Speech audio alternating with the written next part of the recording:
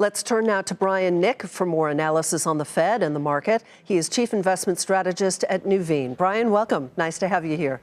Thanks for having me, Sue. What did you make of what the Fed not only did today, but what the Fed chief said today?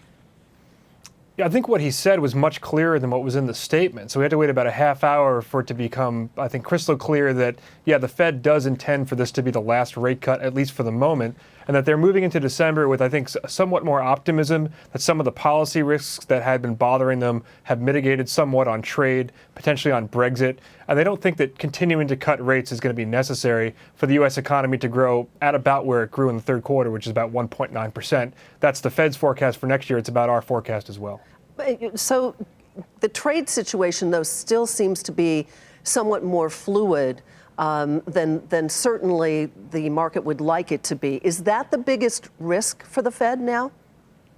In the short term, absolutely. There are still tariffs that are set to go into effect on December 15th. The October 15 tariffs were canceled. I think when Powell talked about mitigating risk, I think he talked about was mainly referring to those October 15 tariffs that could have gone into effect but were tabled as part of the ongoing negotiations between the U.S. and China. But if those December 15 tariffs move forward, and it seems likely that they'll also be delayed as part of the ongoing negotiations, but if they do go into effect, that's something that I think would potentially bother the Fed. Unfortunately, their meeting is December 11th, and the tariffs go into effect on December 15th, so they have a bit of a time problem with trying to figure out exactly what's going to be happening at the end of the year. And also the Brexit situation. Granted, things are still fluid there, but they do seem to have lessened.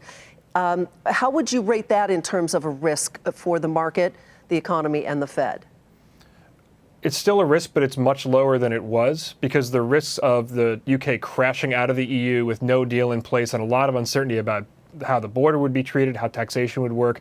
That seems like it's gone from maybe the most likely outcome to one of the less likely outcomes. There's going to be an election, again, December 12th, the day after the FOMC meeting. So the FOMC won't have an idea of what's going to be happening with UK politics, but it may feel better knowing that regardless of the outcome of the election, you'll either have a second referendum that will end up potentially with no Brexit, or you'll have a deal that's now more solid between the EU and the UK, which will be much less disruptive to global financial markets. And that was one reason why you've seen interest rates move up in anticipation of this FOMC meeting, because there's some risk being taken off the table with Brexit that's affecting the global markets. But beware of December. I think I hear you saying that.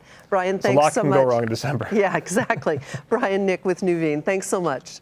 Thanks, Sue.